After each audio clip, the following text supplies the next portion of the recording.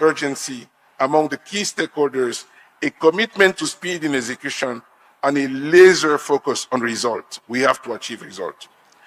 As Africa50 enters the second decade of its operation, one ambition will define our journey: becoming Africa's infrastructure multiplier. Our ambition is to build Africa's premier equity house, growing our asset under management to $5 billion in equity capital, which can catalyze about $30 billion of private investment in infrastructure across Africa. A platform that develops projects, deploys equity, mobilizing capital, and creates the Pan-African investment companies needed to transform Africa's infrastructure. Africa50 is committed to playing this multiplier role, delivering solutions at the scale of the challenge that we have. Delivering this scale means helping build African champions in the specific areas where the needs are the most urgent. This is where the organizing framework of the new African Financial Architecture for Development, NAFAD, which brings together African key regional players into a more organized and complementary ecosystem, becomes so important. Creating African champions that can support and at times drive Africa's leaders' infrastructure investment agenda. It's very important. Within this architecture, Africa50 will play its role as the continent's leading equity house and project development champion, bringing our capabilities to bear where they're needed most.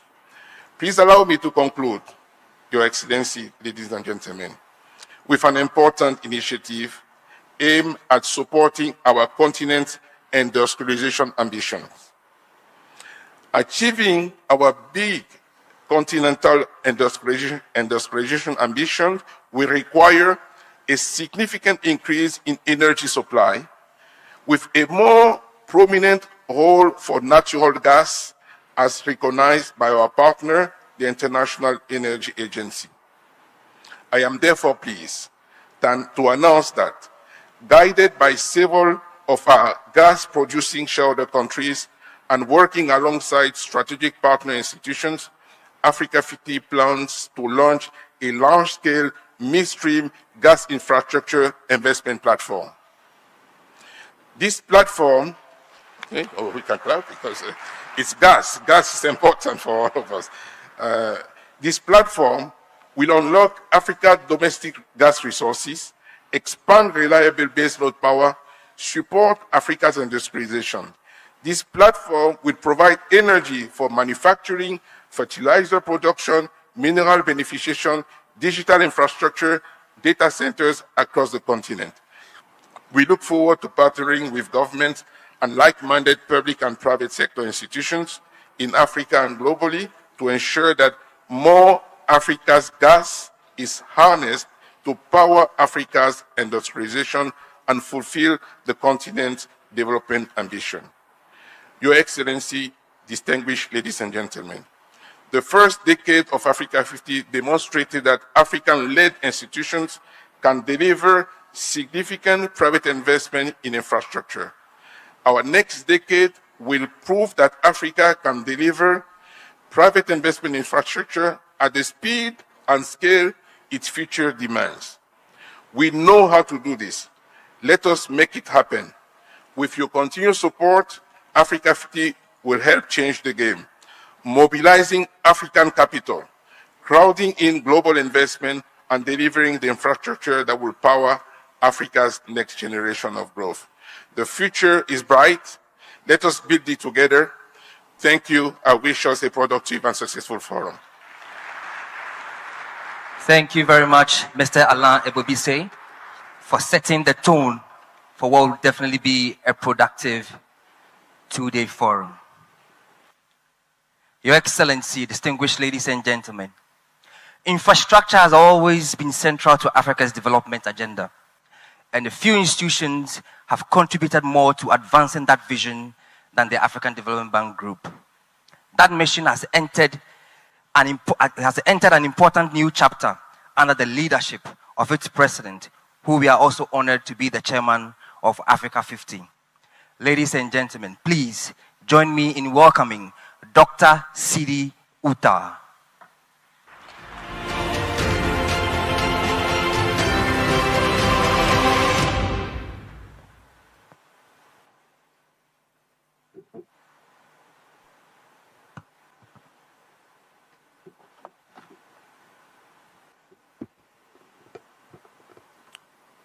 Your Excellency, Dr. Samia Suluhu Hassan, President of the United Republic of Tanzania, under whose high patronage we gather today, His Excellency Professor Kithure Kindiki, Deputy President of the Republic of Kenya, representing His Excellency Dr.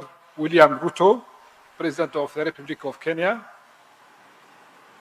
His Excellency Jakaya Mrisho Kikwete, former President of the United Republic of Tanzania and one of the founding President of Africa50 in AU Summit 2013, His Excellency Wamkele Mene, Secretary General of the African Continental Free Trade Area Secretariat, Honorable Carla Luvera, Minister of Finance of the Republic of Mozambique, representing His Excellency President Daniel Francisco Chapo, President of the Republic of Mozambique. Right Honorable Dr. Eperkipe Ekpo, Minister of State for Petroleum Resources, representing His Excellency President Bola Ahmed Tinubu, President of the Federal Republic of Nigeria. Honorable Dr. Elaji Abdurrahman Diouf, Minister of Energy and Petroleum, representing His Excellency Bassirou Diomaye Faye, President of the Republic of Senegal. Honorable Ambassador Kamis Musa Omar, Minister of Finance, United Republic of Tanzania, and other honorable ministers and deputy ministers here present. His Excellency Donald Kaberuka, former President of the African Development Bank and the father of Africa50. Mr. Alain Ebobisse, Group Chief Executive Officer of Africa50, distinguished government officials, member of the Diplomatic Corps, Head of African Financial Institutions and International Organizations, esteemed shareholders and board of Africa50, member of the private sector, distinguished guests, ladies and gentlemen. Karibu. It is a great honor to join you here in Dar es Salaam for the opening of the Infra for Africa Forum 2026 and Africa General Shareholders Meeting. Allow me first to express our sincere appreciation to Your Excellency, the President of the United Republic of Tanzania, for graciously hosting us. We are deeply grateful for your leadership and for the warm hospitality extended to delegates from across Africa and beyond.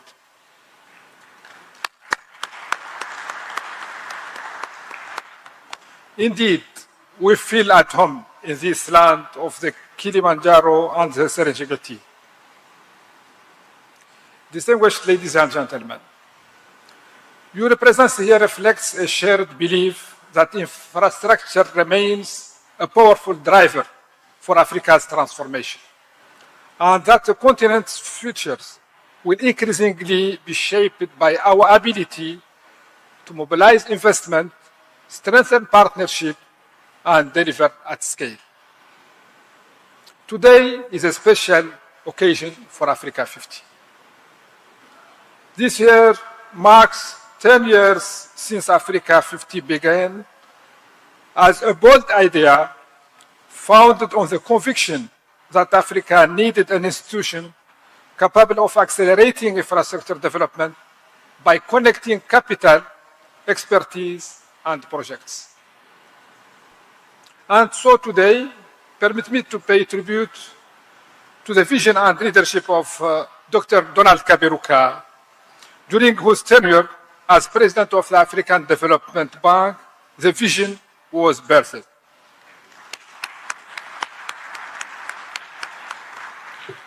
We thank you all, and we thank all those who helped build this institution from concept to reality.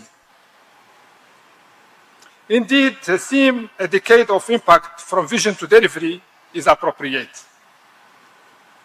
Over the last decade, Africa50 has evolved into one of Africa's leading specialist infrastructure investors.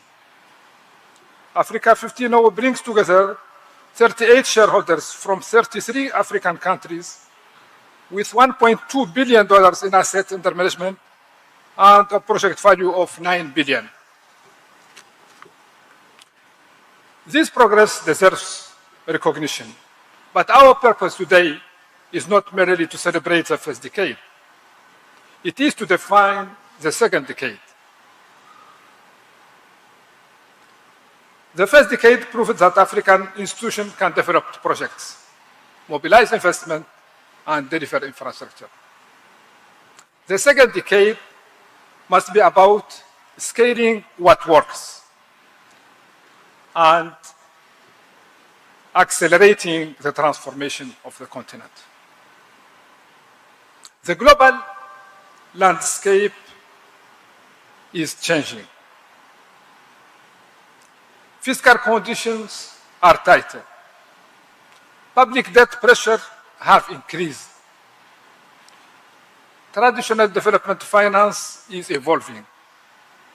Yet, Africa's infrastructure needs continue to grow. The African Development Bank Group estimates that Africa requires between 130 billion and 170 billion annually for infrastructure, leaving a financing gap of between 68 billion and 100 billion US dollar every year. Closing that gap will require more than external capital. It will require Africa to mobilize its own resources more effectively.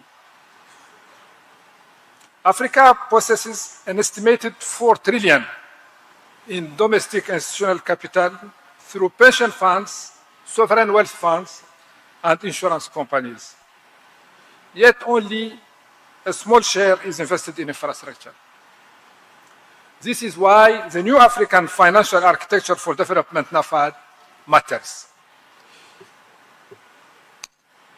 Its purpose is straightforward: to connect African saving to African transformation. This is not a slogan.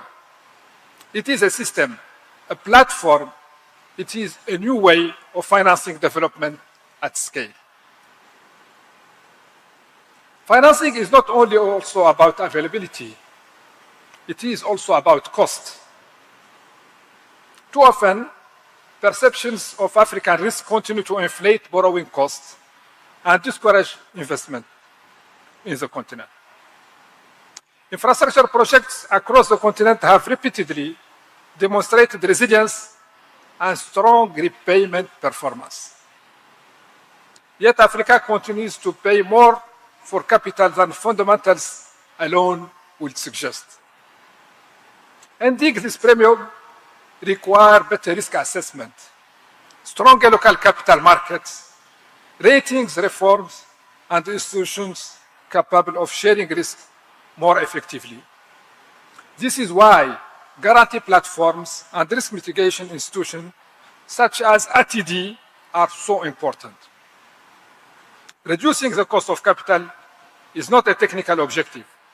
It is a development objective. And capital will not move at scale unless projects are ready. And we must be candid. Too many opportunities still reach investors insufficiently prepared. Transaction timelines are sometimes too long. Regulatory processes are not always predictable. Bankability remains one of Africa's biggest infrastructure challenges. The African Continental Free Trade Area is one of Africa's greatest economic opportunities. But a single African market cannot function without world-class infrastructure. It requires energy, it requires transport corridors, it requires ports, it requires digital connectivity, and it requires skills. That is why the themes of this forum matters: unlocking Africa's gas potential, building Africa's digital backbone, scaling regional power pools and transmission networks, developing the future workforce, and strengthening interconnection across our continent. Africa's proven natural gas reserves amount to 7% of the world's stock. Managed wisely, these resources can help support industrialization, energy resilience, and long-term prosperity. These priorities are interconnected. Energy powers industry, digital infrastructure powers innovation, skills powers opportunity, and infrastructure powers integration. The African Development Bank Group has a central role to play in this agenda. Our strategic compass, the 4 cardinal points, provide a clear direction: mobilizing Africa's financial resources, strengthening financial systems and institutions, harnessing demographic transformation, and investing in resilient infrastructure while unlocking greater value from Africa's natural resources. Together, the African Development Bank Group and Africa50 can help build bankable pipelines, expand risk-sharing mechanisms with the support of ATD, and support asset recycling and mobilize capital at scale. This is how delivery becomes possible. Tanzania is a fitting place for this discussion. Since becoming a shareholder in Africa50 in 2023, and thank you very much, Dr. President Samia Suluhu, Tanzania has demonstrated its commitment to leveraging infrastructure to drive economic transformation and regional integration. The partnership between Tanzania and Africa50 reflects exactly the type of collaboration Africa needs more: of national ambition, growing private sector expertise, institutional capital, and disciplined execution, all working together.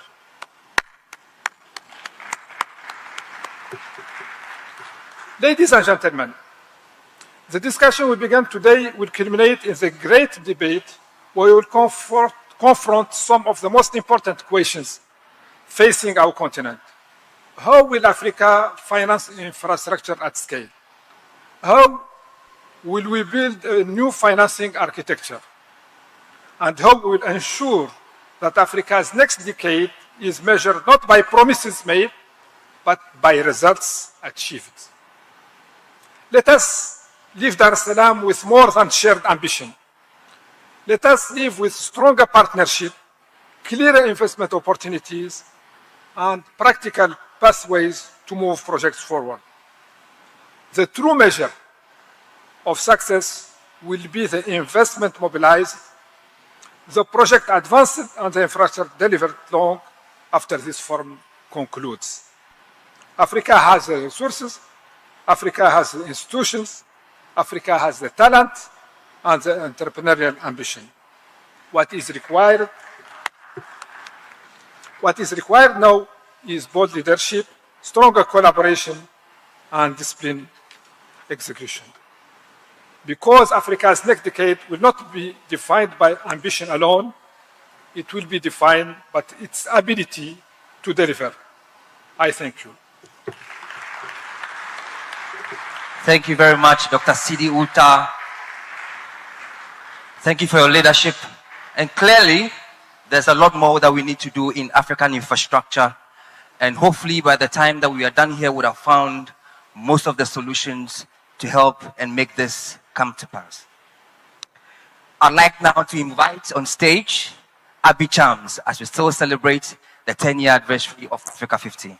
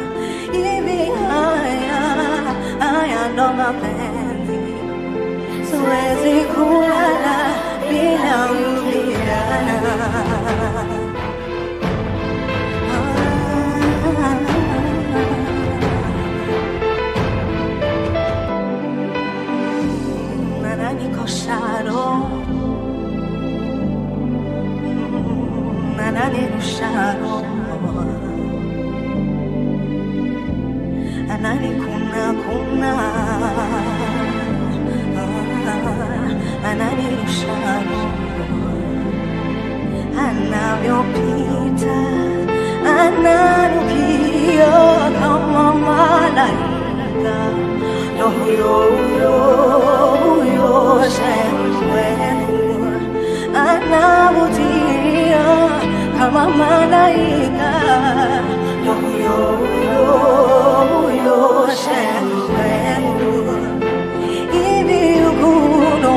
ukitaka kupendana, siwezi kula bila ukijana. Hivi haya ndo mapenzi, siwezi kulala. Oh, nampenda mpaka moja, mweupe kidogo, mweusi kidogo. Nampenda mpaka moja, mweupe kidogo, mweusi kidogo.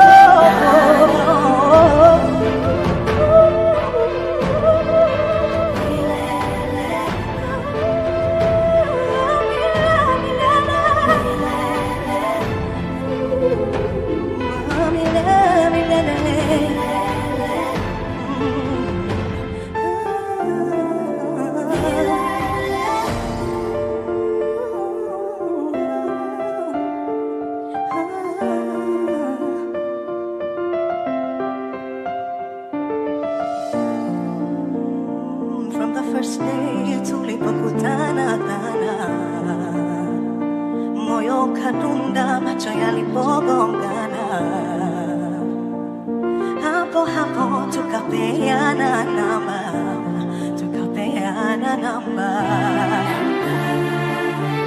Ukweli ulinivutia, sijajua zako tabia, na moyo ndo umeniudia, ila nina imani una upendo. Ishi nami, baki nami, daima forever wewe nami. Mitihani, changamoto tuzishinde milele. Ishi nami, baki nami, daima forever wewe nami. Mitihani, changamoto tuzishinde milele. Penzi letu liweno, nakupenda. Penzi letu liweno, nakupenda.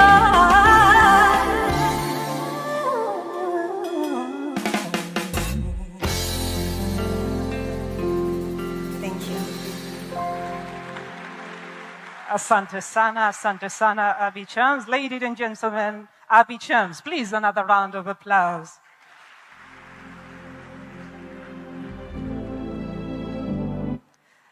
It is now my great honor to invite Honorable Ambassador Hamis Musa Omar, our Minister of Finance, to deliver his remarks.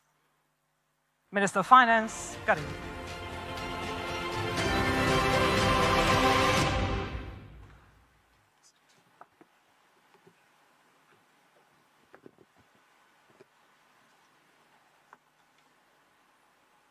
Haya ndiyo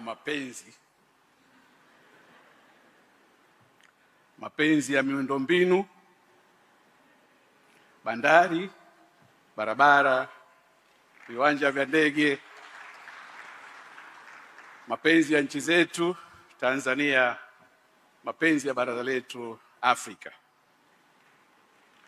Jamhuri ya Muungano wa Tanzania, kazi na utu.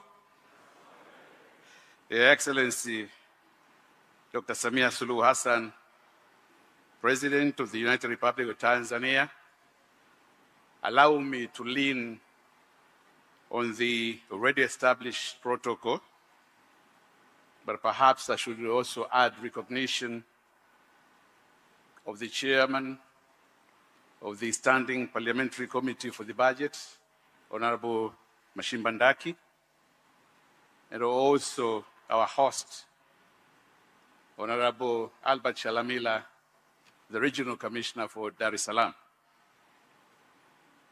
It is my distinct honor to welcome you all to the 2026 Infra for Africa Forum on the sidelines of the Africa50 General Shareholders Meeting, which will be held here in Dar es Salaam tomorrow. Your Excellency, with your permission, and on behalf of the Ministry of Tanzania's Ministry of Finance, and on my capacity as the host governor of Africa50, representing the United Republic of Tanzania, allow me to extend my warmest greetings to all the delegates who have traveled across Africa and beyond to participate in this important continental gathering. Their participation in these fora reflects our shared commitment to accelerating Africa's infrastructure transformation and strengthening partnerships that will shape the continent's future. I would also like to express our sincere appreciation to Africa50 for selecting Tanzania to host this year's General Shareholders Meeting and Infra for Africa Forum, particularly as the institution marks its 10th anniversary. We regard this decision not only as an honor, but also as a strong vote of confidence in Tanzania and in our collective vision of an integrated, connected, and prosperous Africa. Ladies and gentlemen, over the past decade, Africa50 has lived to the expectations and distinguished itself as one of Africa's foremost infrastructure investment institutions. Through its work in project development, investment mobilization, and strategic partnerships, Africa50 has demonstrated that African-led institutions can successfully mobilize capital, prepare bankable projects, and support the delivery of transformational infrastructure across the continent. As Africa50 celebrates its first decade of impact, we also look ahead to the opportunities that lie before us. Africa's infrastructure deficit remains significant, but so too are the opportunities to mobilize innovative financing, strengthen partnerships, and accelerate project implementation. The next decade must therefore be defined not only by ambition, but also by delivery. That's why the theme of this year's forum, a decade of economic impact from ambition to delivery, is therefore both timely and appropriate. It reminds us that sustainable development is achieved not simply through vision, but through effective collaboration among governments, development finance institutions, investors, and the private sector. It is these partnerships that transform ideas into bankable projects and projects into lasting economic opportunities for our people. Excellencies, ladies and gentlemen, for Tanzania, infrastructure development remains one of the key pillars of our national development agenda, the Vision 2050. We recognize that modern transport networks, reliable energy systems, digital connectivity, and efficient logistics hubs are essential to promoting industrialization, facilitating trade, and improving the livelihoods for our Wananchi. Recognizing our common ambition in advancing these objectives across the continent, Tanzania became a shareholder of Africa50 in 2023 under your guidance and leadership, Your Excellency.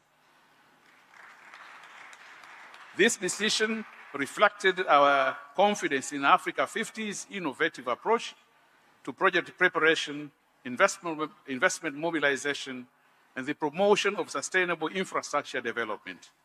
We remain committed to strengthening this partnership in pursuit of our shared development aspirations. Excellencies, ladies and gentlemen, over the next 2 days, this forum will provide an important platform for governments, investors, development finance institutions, infrastructure developers, and business leaders to exchange ideas, forge strategic partnerships, and identify practical solutions to Africa's infrastructure financing needs. It is our sincere expectation that discussions taking place here in Dar es Salaam will generate concrete outcomes through new partnerships, increased investment, innovative financing solutions, and bankable infrastructure project proposals that will contribute meaningfully to Africa's sustainable economic transformation. Ladies and gentlemen, we are particularly honored that this opening ceremony is graced by Her Excellency Dr. Samia Suluhu Hassan, President of the United Republic of Tanzania. Since assuming office, Her Excellency has continued to champion an ambitious agenda of economic transformation anchored on strategic infrastructure investment, regional integration, private sector participation, and an improved investment climate. Under her leadership, Tanzania has continued to strengthen its partnerships with regional and international institutions while creating an enabling environment for investment and sustainable economic growth. Her presence here today underscores the importance that the government of Tanzania attaches to infrastructure as a catalyst for economic growth, regional connectivity, and shared prosperity across Africa.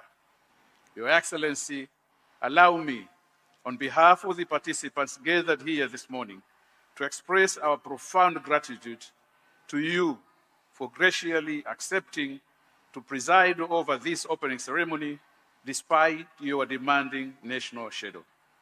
Your presence greatly honors this forum and inspires our collective commitment to advancing Africa's infrastructure agenda. Your Excellency, it is now my singular honor and privilege to invite you to deliver your keynote address and officially open the 2026 Infra for Africa Forum.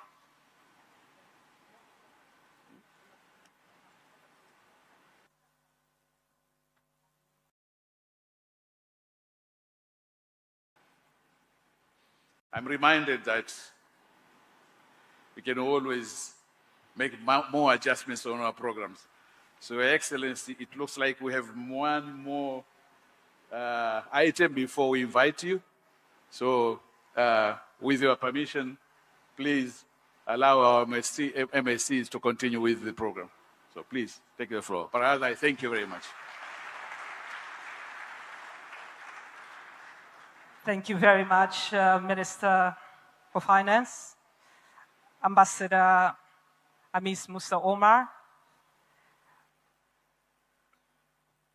After those great remarks, we will now move on, Your Excellency, with your permission, to a high-level dialogue. And in this particular dialogue, we are striving to highlight matters related to natural gas, in particular, the choices required to turn gas into financeable projects.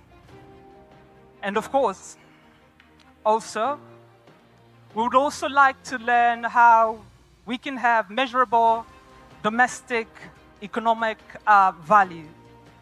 And to lead us in this dialogue, Your Excellency, allow me to call on the stage, first, His Excellency Wamkele Mene, Secretary General of the Africa Continental Free Trade Area. Please take your seat. Yes, from there. Thank you. Then we have Honorable Carla Louveira, Minister of Finance of the Republic of Mozambique.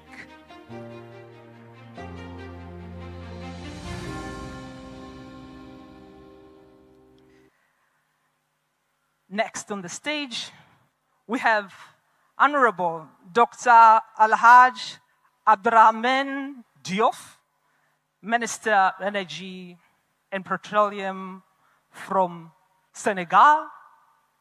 Honorable Minister, you're welcome.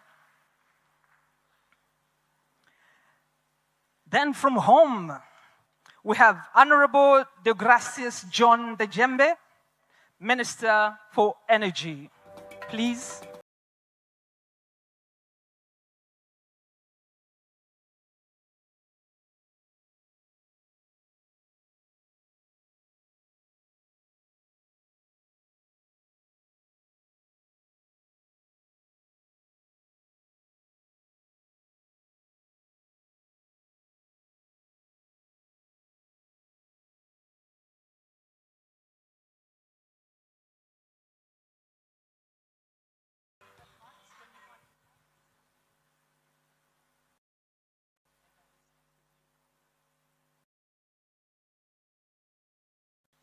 Okay. And I will start with her. The honor is all ours to have Carla from Mozambique, and she has informed me she will speak in English. Coming from Mozambique, you have vast resources. And I'm sure the audience in the room, when I introduced this high-level panel, I highlighted we will focus on natural resources.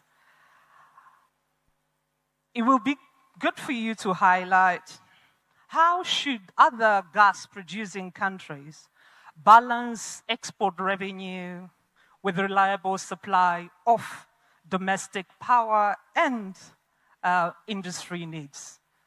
Welcome. Thank you.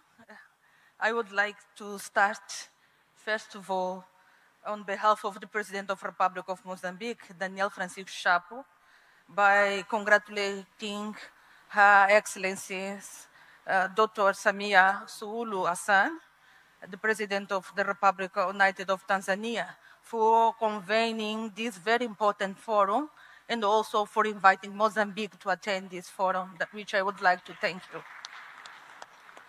We have starting by saying that we are here, gathered here, at a decisive moment for the future of our continent as Africa seeks to achieve universal access to electricity, accelerate its industrialization, strengthen its competitiveness, and secure prosperity for present and future generations. And we would like to also start by highlighting the theme gathering for all of us in this particular forum, which is very relevant since decades. Africa has been recognized for its abundance of natural resources. Nevertheless, these resources have often been exported in their raw material, while the continent has continued to import high-value manufactured goods at considerable costs. And today, we have to inform that Africa accounts for only with 1.6% of industrial goods traded at global markets. And this pattern must to change. It's why we believe this forum is very important, since the true wealth of our resource lies not only in their extraction, but above all, in our capacity to add value, to create also jobs, develop skills, drive innovation, and achieve the structural transformation of our economy. Regarding the question particularly addressed to Mozambique, it is important to say that Mozambique energy sector, with its vast potential in renewable energy, natural gas, and critical minerals, represent one of the Mozambique's greatest opportunities available to accelerate industrialization. And what we did was to achieve three main objectives. The first of them is to find the right vision for Mozambique. The second is find the right finance source, blending finance.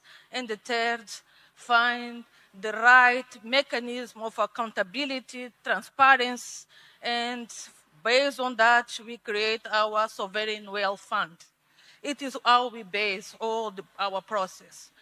On the vision, we must to say that was approved a master plan for electricity that covered the period of 2028-2045, and this plan is a very robust one, which identifies least cost priorities for generation, transmission, and distribution, including regional integration and energy exports to neighbor countries. But we also have an additional strategy, which is the strategy of transition energy strategy, which was approved in 2023. And this strategy recognized the natural gas as an essential transition fuel capable of supporting economic development and industrialization while enabling the rapid expansion of renewable energy. And we believe that this seeks Mozambique as a regional energy hub, promoting green energy industrialization and contributing as well for the global energy transition through the responsible use of the country's energy resource. We can see that based on this strategy was also defined the 4 pillars that we have to follow in order to ensure the green energy strategy and green energy transition that is based on development of modern energy system based on renewable energy, the green industrialization, the promotion of universal access of electricity by 2030, covering 100% of Mozambicans' population, and the last but not least, the promotion of low emissions mobility, which cover the electric mobility, the natural gas for vehicles, and biofuels. This is how the landscape is being designed. We also have on the line on the finance side, which is a blended finance comprising the bilateral, multilateral development partners, development agencies, the risk management entities as well, all are part of this process of finance, the energy sector in Mozambique. And we believe this is the right mechanism that we can put all together in order to push the development of the industrialization financed by the LNG sector. And the last but not least pillar is on the accountability and the transparency, where we create a very clear mechanism based on our sovereign wealth fund, which also was based on the very clear, we can say, the committee for supervision that was created by the parliament side.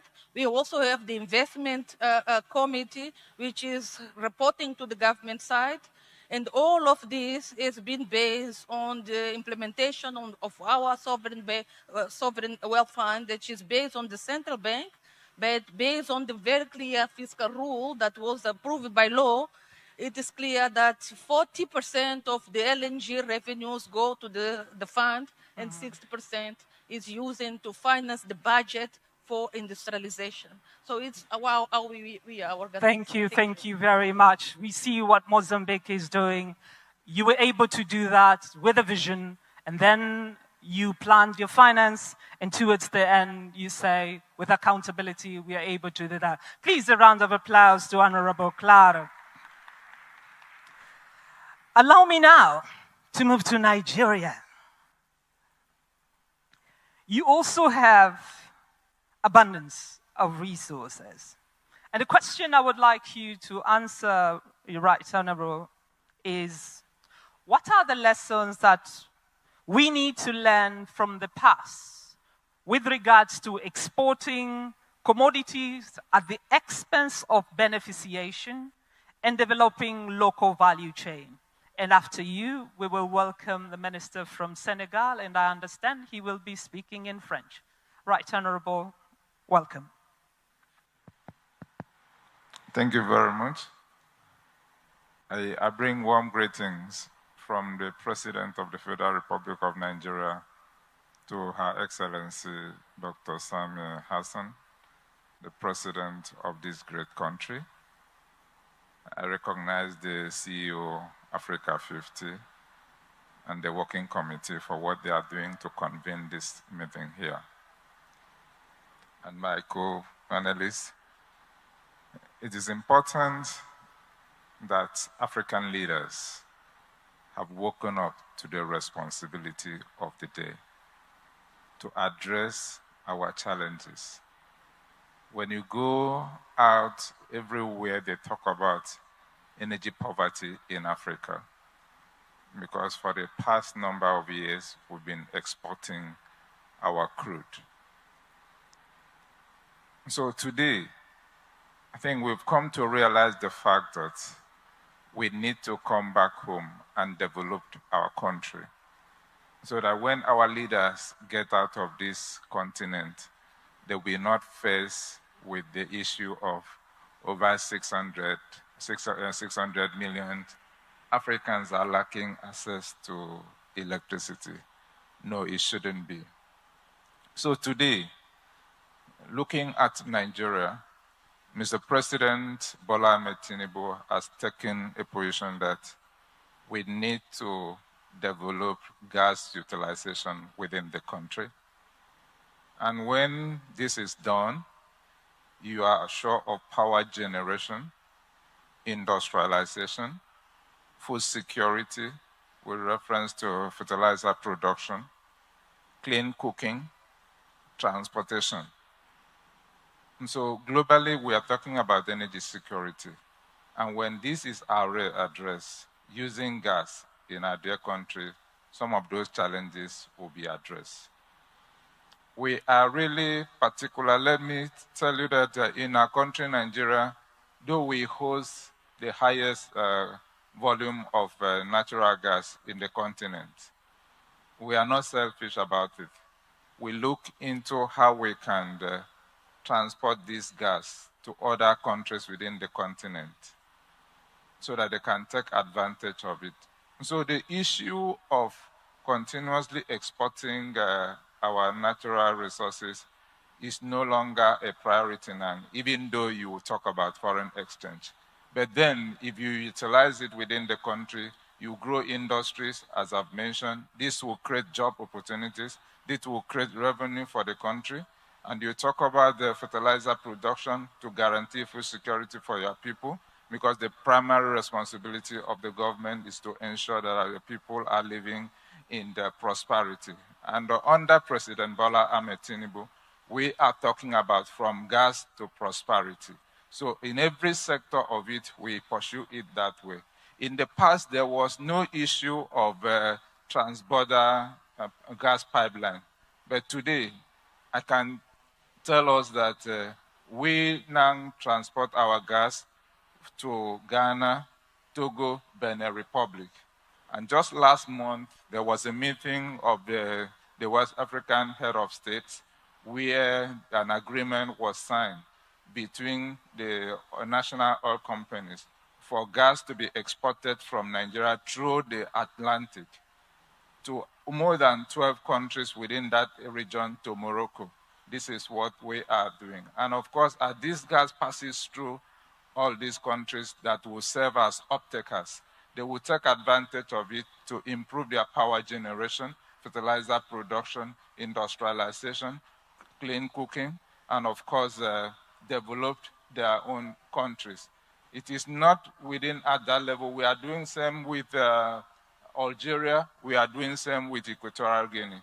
So the time has passed for us to continue to talk about exporting our natural resources. Rather, we use it and develop our continent for the good of our continent. Thank you very much. Thank you very much, Right Honorable, for the initiatives that are ongoing in Nigeria. And especially, I like the mantra, from gas to prosperity, and you include all the way other nations in the West Africa, all the way to the north. Next up, you will be speaking in French, so I'm going to ask you to get your translation gadgets. Kindly assist my panelists also. We are happy to have Honorable Dr. El Haj Abdurrahman Diouf, the Minister of Energy and Petroleum from Senegal. And the question I have for you, how do we think about developing cross-border, and I'm just taking it over from Nigeria, right? Cross-border pipelines to indeed drive gas trade and export internally and across the continent. Welcome. Okay, thank you very much. It is a great honor for us to be here. And I would like to thank you for the invitation. I am switching in French, with your permission. C'est vraiment un grand honneur pour nous de venir ici en Tanzanie représenter le président du Sénégal, Bassirou Diomaye Diakhar Faye, Son Excellence Madame Samia Hassan, je voudrais vous transmettre les salutations fraternelles du président Bassirou Diomaye Faye, qui avait voulu être ici personnellement pour répondre à votre invitation. Et c'est un conflit d'agenda qui a fait qu'il ne peut pas être ici aujourd'hui. Alors, par rapport à votre question, le Sénégal est un pays qui est devenu gazier très récemment. Nous avons eu notre first gaz en janvier 2025, donc c'est très récent. Mais ce qui est intéressant par rapport à votre connexion, à votre question sur l'interconnexion, c'est que nous avons un projet inédit en termes de montage. Nous avons le projet qu'on appelle le Grand Tortue Ahmeyim, GTA, que nous avons avec nos voisins de la Mauritanie. C'est l'occasion d'ailleurs de féliciter encore le président Sidi ici présent. Donc c'est un projet inédit parce que nous avons du gaz des deux côtés.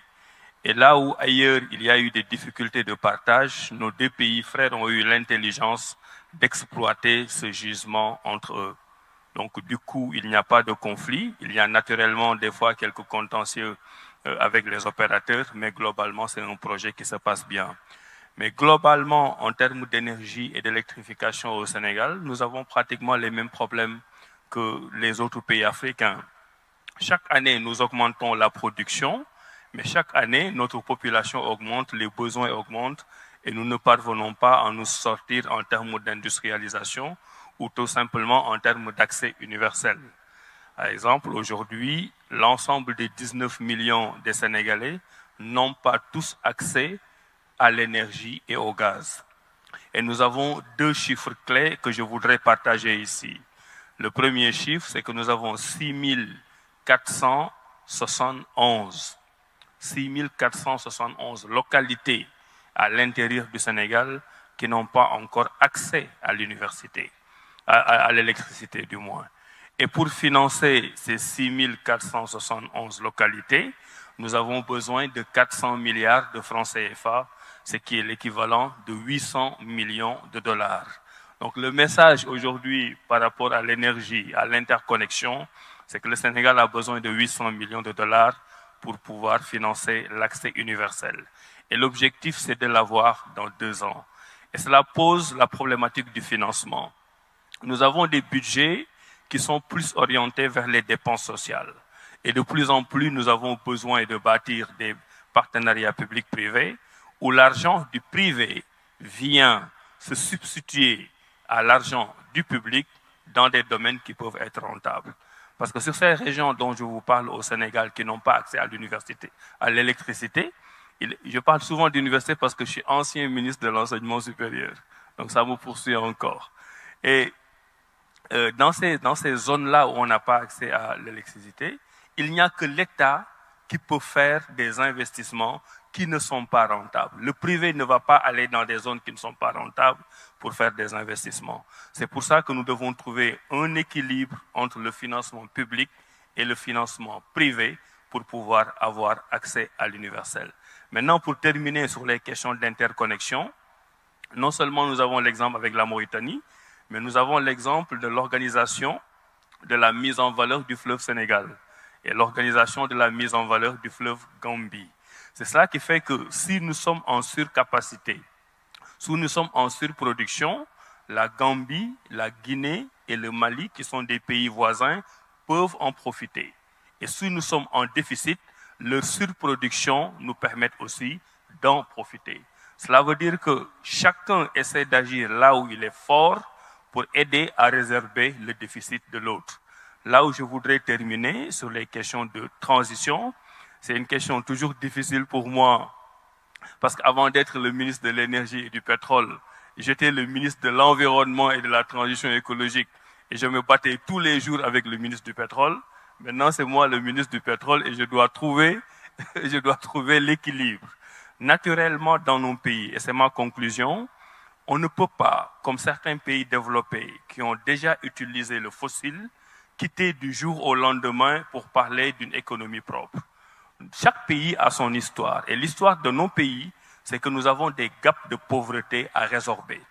Et aujourd'hui que nous avons du gaz et du pétrole, nous demandons une transition douce, une transition intelligente, une transition différenciée qui nous permette de bénéficier des fossiles pour régler un certain nombre de problèmes de pauvreté pour aller vers le renouvelable. Donc là aussi, nous devons avoir un équilibre entre les fossiles et le renouvelable, avoir un agenda africain où la ZLECAf, par exemple, pourrait avoir, en termes de transport et de commerce, un rôle extrêmement important.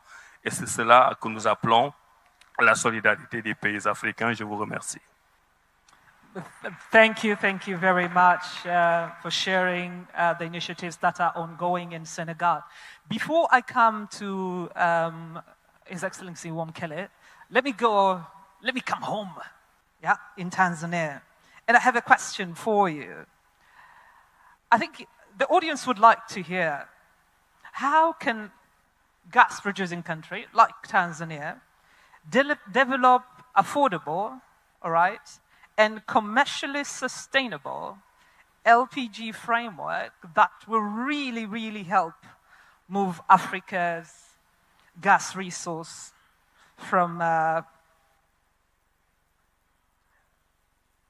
better value chains and would allow to expand access to clean cooking? I think this is a question dear to Tanzania. Honorable Ndejembi, the floor is yours. Yes, first of all, thank you very much for this question. It is well stated that almost 2.1 billion people globally do not have access to clean cooking. And if you break down that number, about 1 billion out of that is from Africa. And from that 1 billion that is from Africa, with people without any clean cooking access, you will see that 85% of that is from sub-Saharan Africa. Well, therefore, it is safe to say that clean cooking is no longer a topic that would say needs to take time. It is an urgent topic. It is a development priority. But it is simply not just an energy issue, but it is also a public health issue, environmental issue, gender equality and economical development issue. I'll come back home here.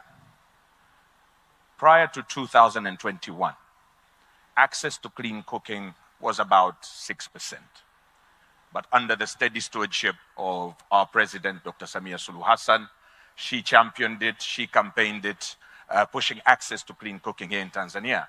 We have managed to move from 6% to about 28% today as we speak in 2026. And that has also increased our imports from about 290,000 metric tons per year to about 459,000 metric tons per year last year in 2025. So you see, we have made steps. However, by doing that, we still have created a bigger demand. Today here in Tanzania, 7 out of 10 households still use charcoal and other sources of energy for cooking. So there is still room for work. We have vast resources of gas in Africa, in Tanzania, but we should not treat that commodity as an export commodity only. We should also scale up the use of natural gas, LPG, here at home in Africa. And how do we do that? We do that by also connecting our countries. We have neighboring countries like Mozambique. From Madimba to where their plant is about 74 kilometers. We need to connect with ourselves so as we can provide greater access to clean energy across our regions, across our continent. We can have pipelines from Tanzania to Kenya, pipelines from Tanzania to Uganda, to Congo and so forth. That will give us access to clean energy for our people and scale up access to LPG and CNG. But looking at the International Energy Agency, it estimates that under policy settings, around 75% of global population could still have access to clean cooking by the year 2030. But that needs political will. It needs an inclusion from the public sector, the private sector, and all other major stakeholders to help us achieve this. Thank you very much. Thank you very much, Honorable Minister. And I'm looking at His Excellency Wamkele. In one way or the other, when we're speaking about vision, she highlighted finance. When we moved ahead and he spoke of universal coverage in Senegal, we're speaking about finance. Again, in Nigeria, when we're thinking about really utilizing the gas in the country and reaching out from gas to prosperity, we're talking finance. And last but not least, when we're listening to having access to clean cooking resource here in Tanzania, wanting to reach more, we mean finance. And you come from the Africa Continental Free Trade Area. A question for you, and I'm sure the audience would like to hear. How can you actually help Africa advance some of bigger projects? Because there is the appetite for that. And in particular, not only in gas, but then think about supplying clients regionally, okay, but also marking the use beyond the endowments that we've had. And also, importantly, have, like what we had from Nigeria, both energy security and also, like what we had from Tanzania, also contribute to cleaner cooking. Please, I'm sure the audience would like to hear that view from you.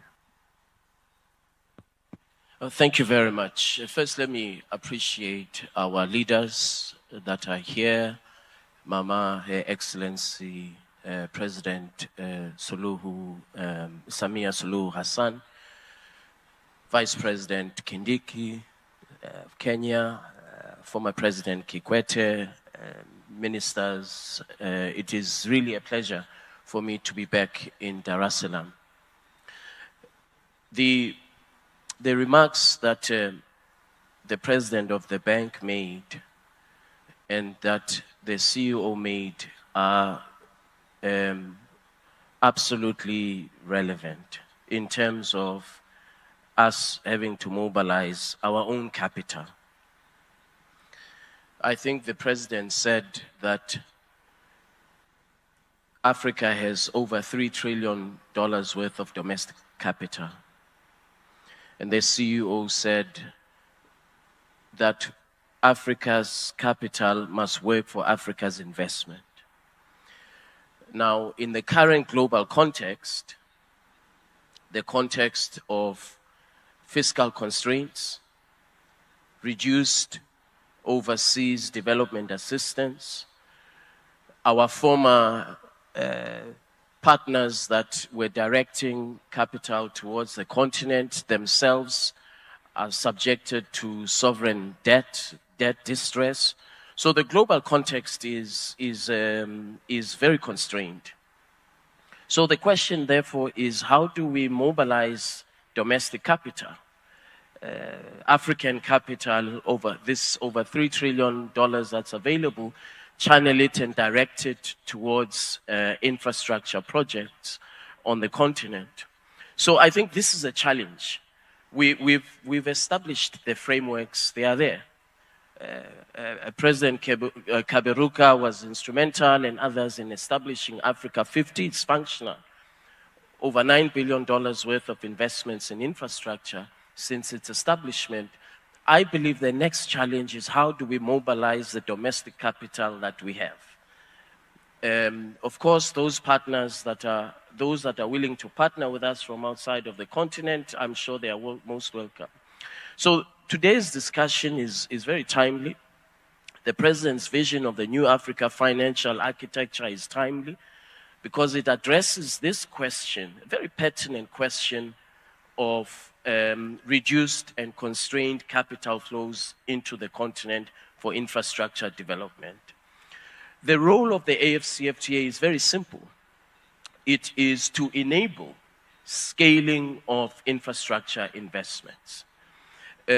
So, for example, here in Tanzania, the country produces over 170 million cubic meters of gas annually from Songo Songo and other places. We've heard Mozambique producing gas. We have also visited, by the way, last month in Angola, we visited a facility that will produce sufficient fertilizers to supply not only for, Amufet is the name, not only for Angola, but the region.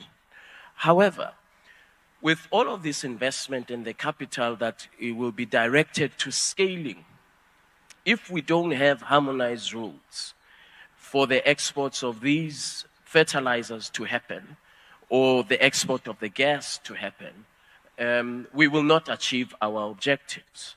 And so this is the first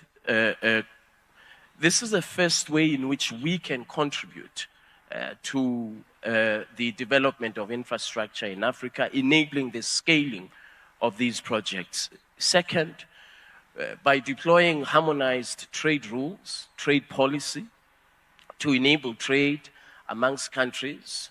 If you have a domestic supply of energy and you are able to export, that will happen on the basis of the trade rules. A market of 1.4 billion people with a combined GDP of $3.4 trillion is a very significant market, domestic market. But we have got to overcome the fragmentation that has happened for many years by creating a single market. And so the infrastructure projects that we see, and by the way, you know, my neighbor mentioned the productive capacity between Senegal, the Gambia, and Mauritania, and the connectivity in terms of production capacity, the Honorable Minister. I drove from the Gambia, Banjul, to Dakar.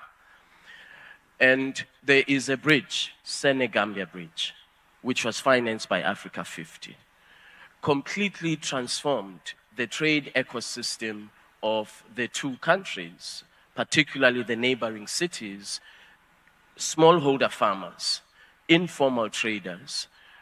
That infrastructure investment not only reduced the cost of trade, the cost of doing business, but it also addressed this issue of inclusivity, where we have now smallholder farmers that are active participants of driving the economic ecosystem of that region. So we have examples where infrastructure development does indeed have a direct impact on people's lives, including the matters that the Honorable Minister of Tanzania raised on clean cooking. And I want to congratulate Mama for her leadership, because she raised this matter in the African Union.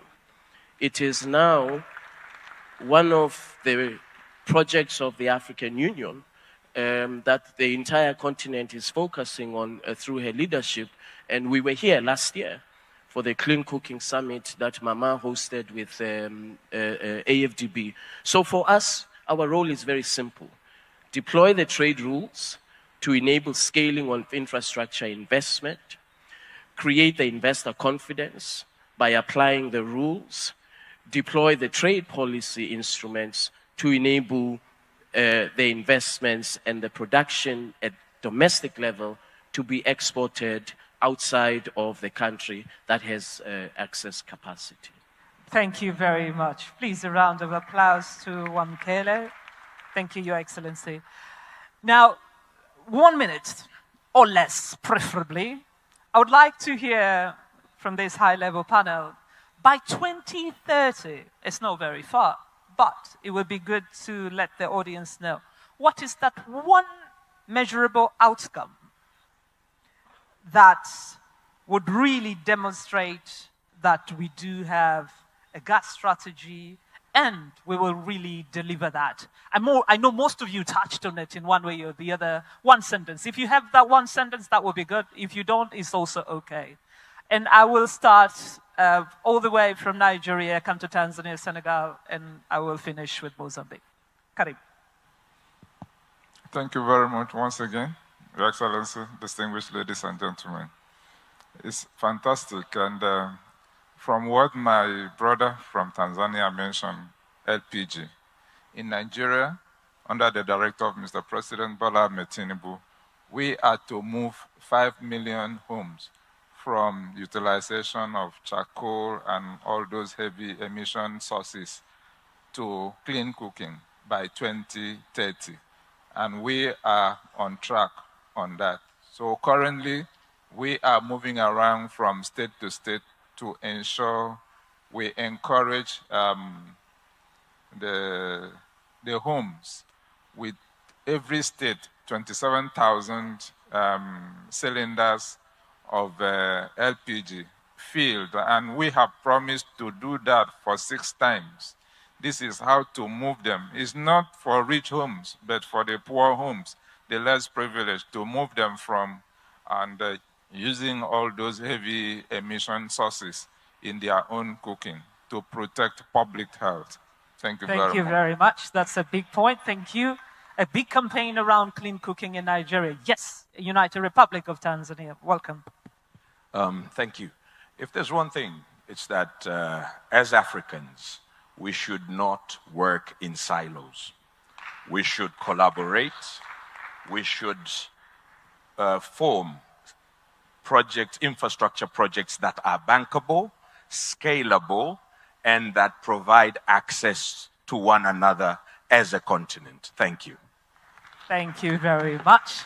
Senegal. Nous avons un grand problème d'équité territoriale avec l'électrification rurale. Je disais qu'on a un grand problème d'équité territoriale avec l'électrification rurale. Parce qu'on parle beaucoup de gaz to power, de gaz to industrie, les questions de l'énergie de façon générale, mais nous oublions toujours qu'il y a une population très travailleuse qui n'est pas dans les grandes villes, qui est loin de ces questions de développement et qu'on doit aussi aider à se développer. Et le dernier point, c'est que puisque nous sommes en train d'exploiter notre gaz, nous voyons qu'il y a un problème économique de différence de vue entre les majors, les opérateurs et nous. Tous les majors veulent exploiter notre gaz, faire du GNL et aller à l'exportation. Alors que notre véritable besoin, c'est d'avoir le gaz domestique pour la gestion de nos propres besoins. Et ça, heureusement, le Sénégal et la Mauritanie l'ont très bien compris dans le cadre du programme GTA et nous travaillons tous les jours à essayer d'avoir nos ambitions communes prises en charge par ces opérateurs. Je vous remercie. Thank you very much. And I move to Wamkele, please. Well, thank you again. Well, I would say that let's set ourselves a target by 2035 of this in excess of $3 trillion of domestic capital that is in Africa. How much of that can we mobilize to direct towards our own infrastructure development? Given the current global context that I mentioned in the previous segment, let's set ourselves a target. Development finance institutions, our commercial banks, the African Union, as well as governments, how much of that should we mobilize, unleash, and deploy towards scalable investment infrastructure projects that will be cross-border, whether it is trade corridors, ports that service more than one country, road networks that connect markets. I believe that it is achievable. Thank you. Thank you very much. Important to set the target. Yes, Honorable Kala. For us, we do have a target, which is our main priority, achieving the full potential and capacity in terms of production of LNG by 2028, which is the time that is scheduled to achieve the high production of our LNG project, which is scheduled to transit from the current 3.4 tonic metrics of capacity to 38 per year. So this is our main priorities to achieve what we have already defined in our strategy. And the commitments that the government is already designed is to ensure the right environment and sustainability of LNG project. It means to achieve the legal stability and also a safe environment for the companies to operate in the country. Thank you. A very, very important point. Safety of the company, but importantly, you will complete the LNG by then. Really, please join me in thanking the members of the panel. As you've heard since morning, we are here for 2 days. So this was just a glimpse of what you will be hearing for the next 2 days. Please, members of the panel, let us all rise and take our seats. Thank you.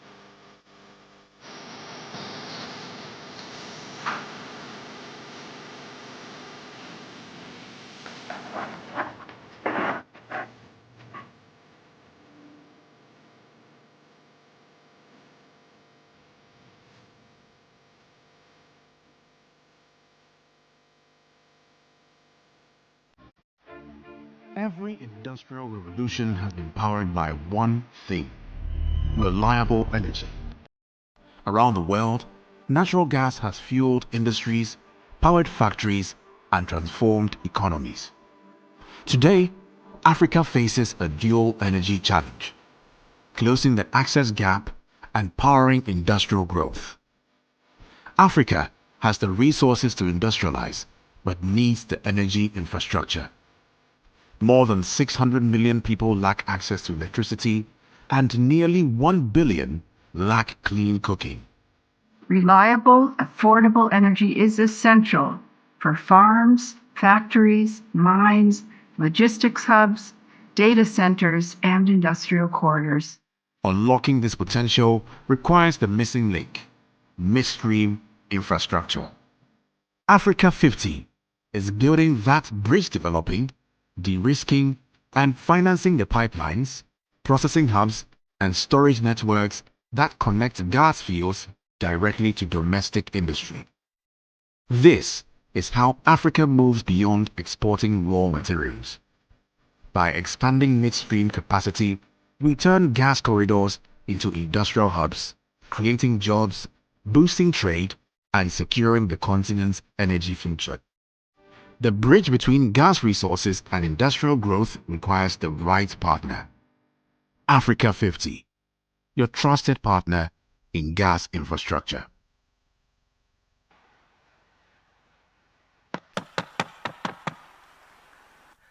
Your Excellency, with your permission, it is now my honor to invite Your Excellency Professor Kithure Kindiki, Deputy President of the Republic of Kenya. Thank you.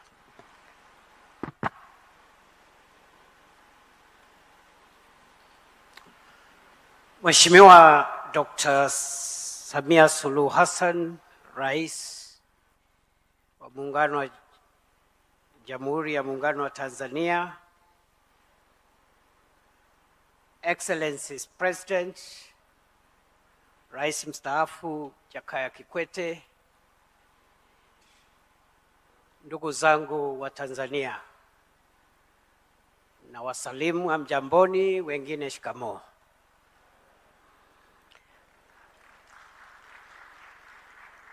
Madam President, I bring you greetings from your brother and counterpart, President William Ruto of Kenya, whom I'm representing here today. And I come here to do a very simple task. I've been asked to discuss Kenya's experience with large-scale energy infrastructure projects the lessons we've learned. And I want to be as practical as I can because, as I have said again, mine is to give the perspective that perhaps we could share, even as I listen to the experiences of the other countries from what we've just listened this morning. Your Excellency, energy is key to our industrialization. Also, we need reliable, affordable energy, which is also accessible to as many of our citizens as possible. We therefore need a backbone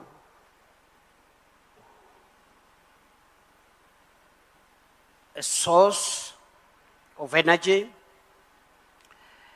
and enough infrastructure to convey that energy to reach people's homes and to power industries. I don't want to repeat the statistics that have been given about the potential, the energy potential in our continent, including potential on natural gas. We have adequate, significant stocks of natural gas spread across our continent from Nigeria, Senegal, Algeria, Mozambique, Tanzania, and many more other countries, I believe. But the challenge we have is how to provide major energy infrastructure projects, which normally take a lot of time, require a lot of technical expertise, and also are costly to be able to industrialize. Many scholars and policymakers have cited the fact that Africa's arable land, mineral wealth, including natural gas, a good population, as drivers of Africa's future. The only thing I want to add, even as I go into energy projects, is that Africa needs to build confidence in itself. Africans, we must learn to have confidence in our continent and in our capability to do what others have been able to do. Therefore, Your Excellency, for us, we have picked a few things along the way. The first one is government commitment and political leadership. It's very important for our various countries for us to have government commitment and political leadership, which provides strategic direction, policy consistency, investor confidence, and continuity across political cycles. The biggest threat today to Africa's development is policy disruption, which is an unintended consequence of democracy. The movement from one administration to another, which is a good thing, because democracy is a good thing. But we must find ways of insulating our development agenda from democratic transitions so that we can have continuity. And that is the discussion we're having in Kenya, generally. We have heard what President Samia has done in Tanzania, what President Ruto is doing in Kenya, and I'm sure many of our countries, our leaders are doing their best. But how do we assure that what the projects and the programs and the policy framework in place today will be in place 20, 30, 40, 50 years so that as we do these things, we are looking at taking Africa from where we are today into the first world, because it is possible. Others have done it, Africa can do it.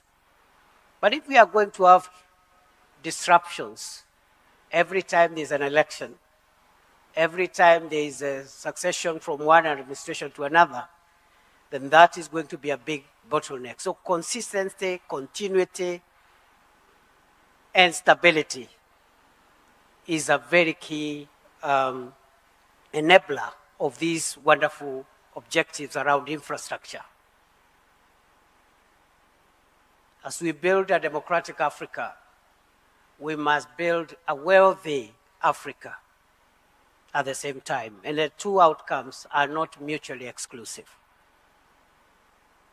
Number two, robust policy and regulatory framework which provides predictability for investors, lenders, and developers, while ensuring environmental, technical, and consumer protection issues. That is a big lesson that we need to carry along, even as we develop these big, transnational, and long-term infrastructure projects, including energy projects. Number three, we need to develop technical capacity at the local level in our countries. This will reduce dependence on foreign expertise. It will lower project costs and build long-term national ownership of our projects. Number four, we need long-term integrated planning. As I have said in my opening sentence, the need for long-term integrated planning is to ensure investments are aligned to future demand, resource availability, and least cost development pathways. The next lesson that we have picked, number 6, is the need for innovative financing and risk mitigation mechanisms. The case has been made for mobilizing domestic resources, both in our countries, but also regionally. And I'm glad to see the president of the ADB group here and all the other institutions that are underwriting Africa's future in the financial and resource space. So we need to have innovative ways of mobilizing resources, both nationally and regionally, to be able to reduce investor risks, lower cost of capital, and enable implementation of capital-intensive projects. What we are doing in Kenya, we've just put in place the National Infrastructure Fund, where we are mobilizing resources from the stock market by selling off part of the stakes that government owns in government-owned entities, mobilizing and using that capital to crowd in private sector financing and bring on board financial institutions, pension funds, and everybody else, including the regional financial institutions, which are represented here today. So we must think innovatively on where to get money, because the traditional sources of capital and finance are changing for various reasons, which I don't want to delve into today. Number 7, and it is linked to number 6, is private sector participation, involving the private sector so that we can mobilize capital, but also technology, and create operational efficiency while reducing pressure on our public resources that we have by collecting taxes from citizens. The next lesson we have learned is around community engagement and benefit sharing, lesson number 8. There is need to have the people of Africa move with us.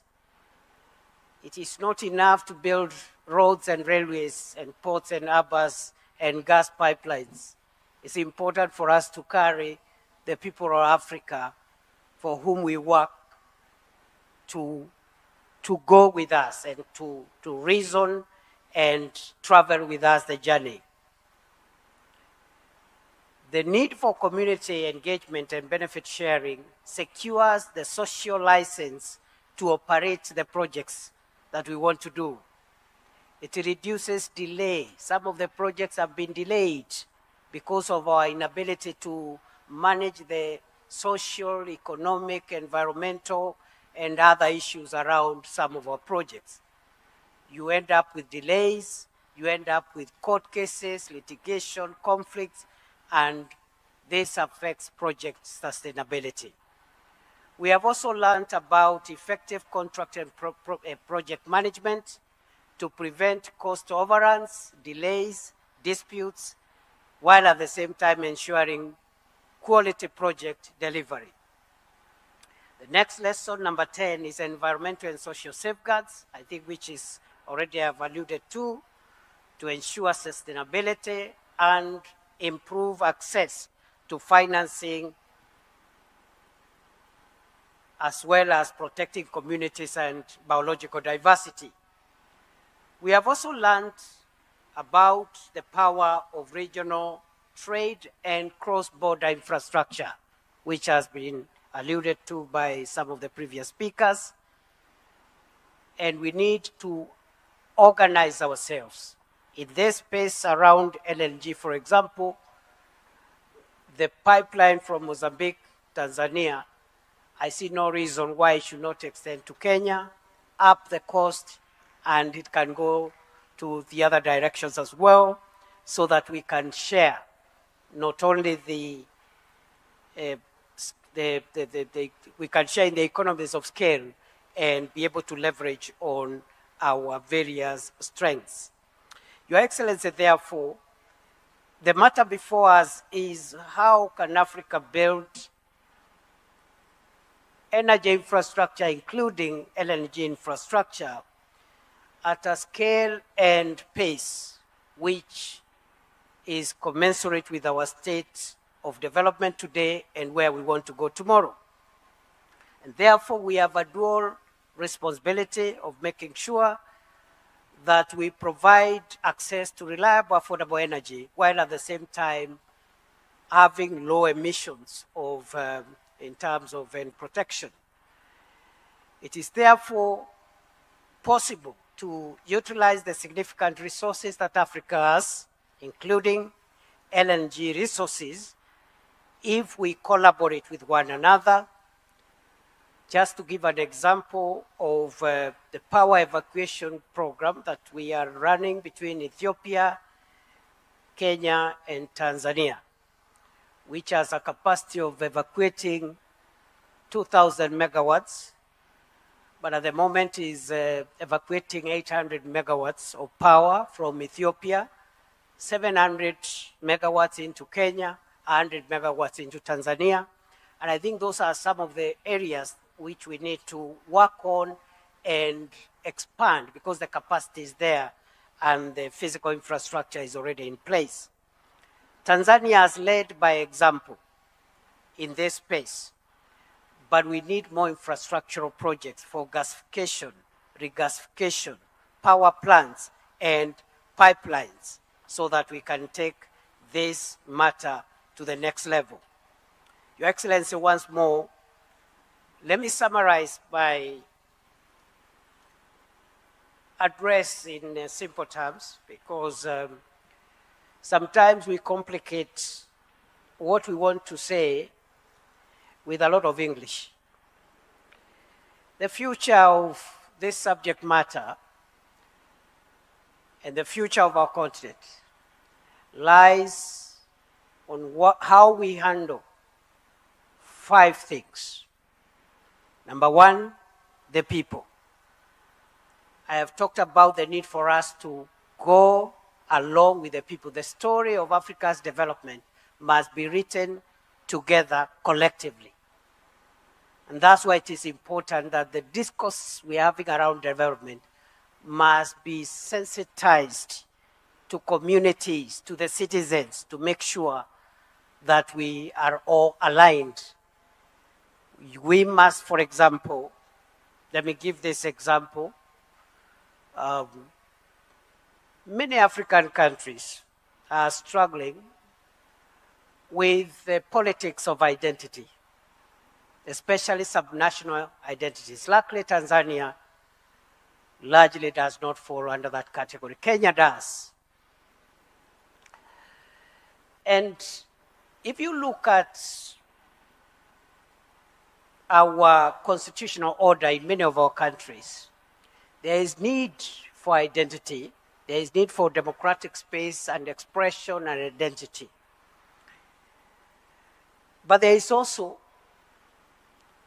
increasingly going forward, the need for African leadership to pursue not just the politics of identity. In fact, we should overcome the politics of subnational identity and promote more the politics of interests and wealth creation.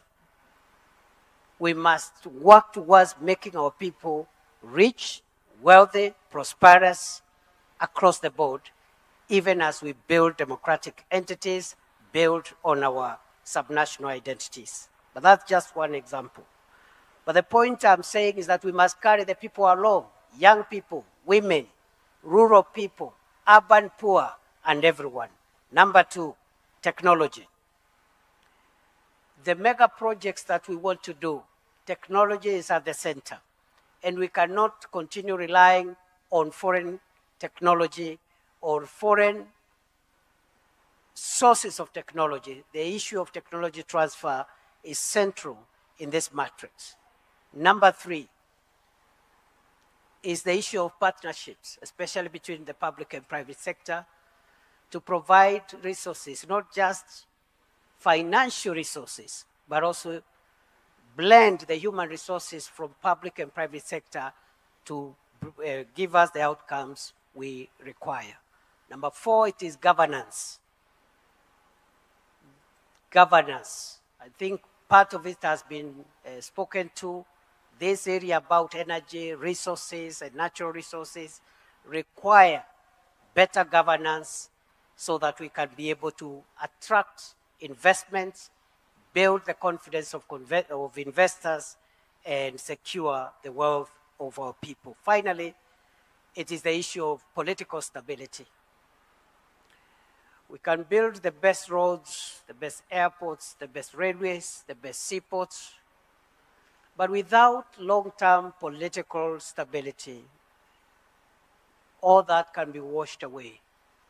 And therefore, we need to invest in strategic security, not just for our countries, but for our region as a whole. Because any instability anywhere in Africa is instability in our own countries. We have seen how the 1980s, 90s have looked like.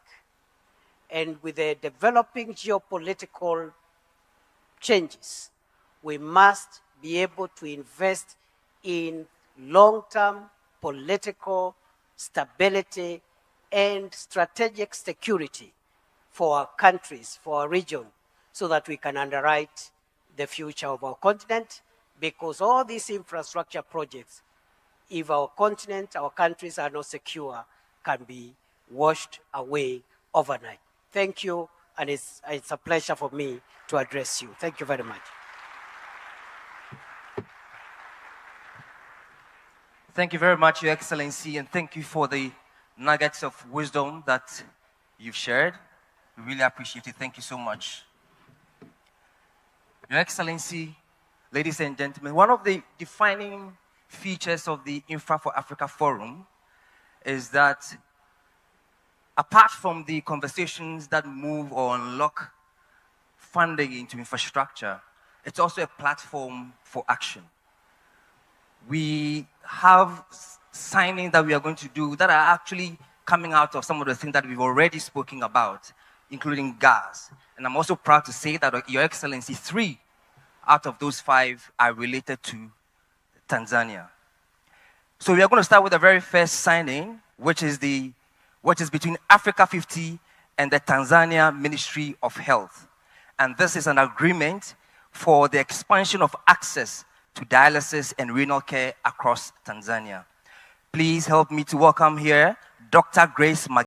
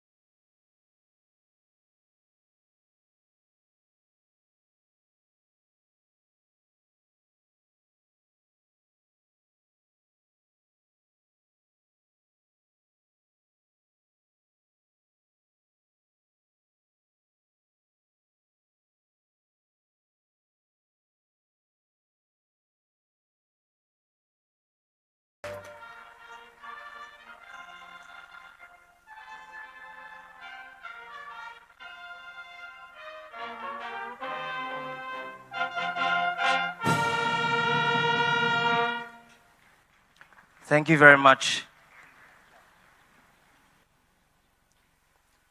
The second signing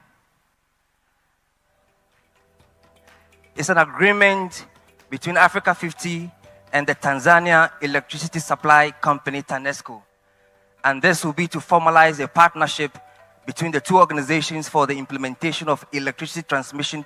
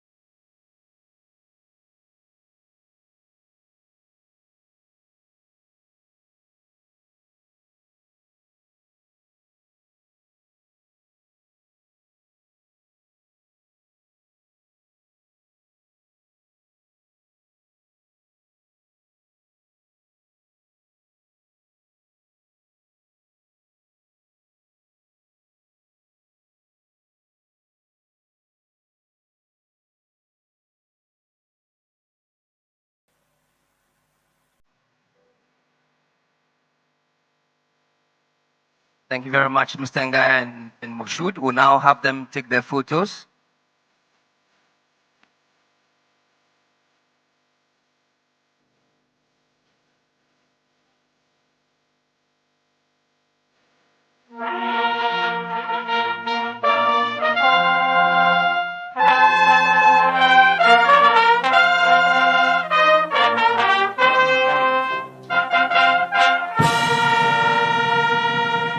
Thank you.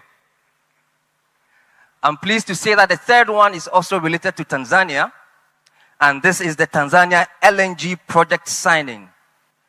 Today, Africa50, Tanzania Petroleum Development Corporation and Taka Arabia are signing this agreement to develop a pilot project that will supply Tanzanians natural gas to industries across the country.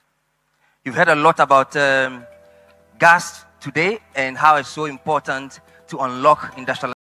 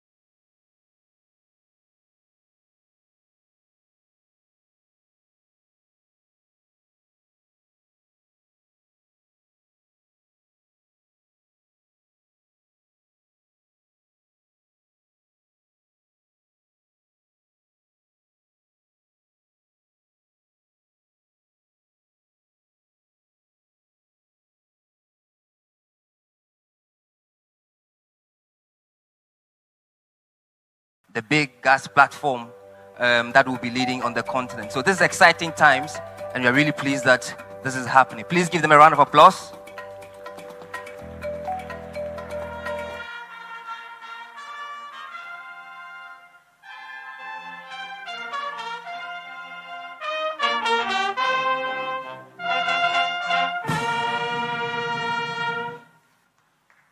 Thank you. Anas, may I please ask you to remain? We are moving to the next signing, which is Africa50 Agia Project Development with Propaco and the Italian Climate Fund. May I invite Luca Quadrini, Head of Corporate and Export Finance,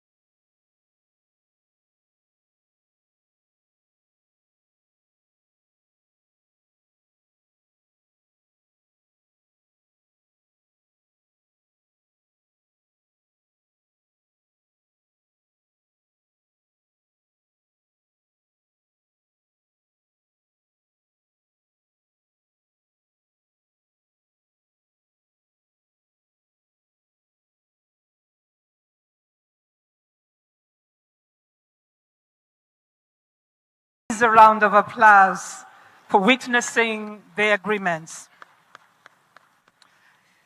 Your Excellency, we've gathered here today and many thanks to our sponsors. We acknowledge the support we received from Stanbic Bank. Thank you. We acknowledge the support received from Mohammed Enterprises Tanzania Limited. We acknowledge support from TPA. We also acknowledge support from TPDC. We also acknowledge support from PSSF,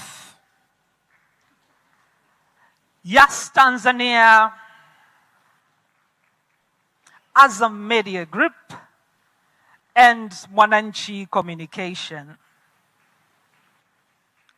Before I welcome the next speaker, allow me to let the audience know, after our program, we've heard so many times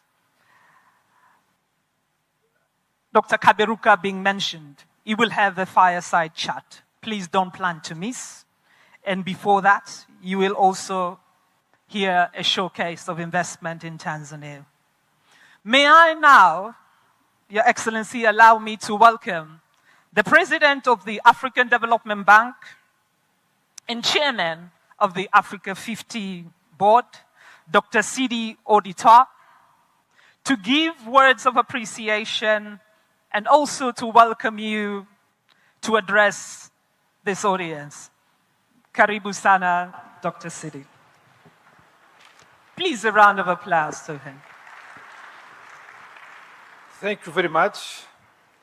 Allow me really to express our gratitude to Her Excellency Dr.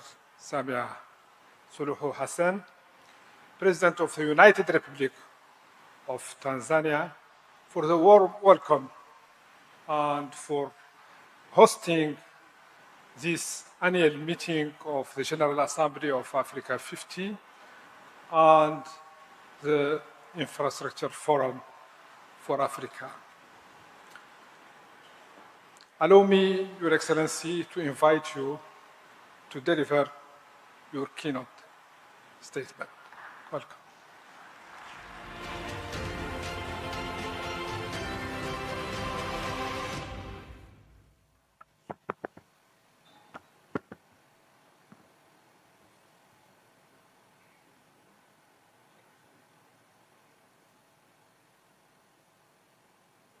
Please be seated.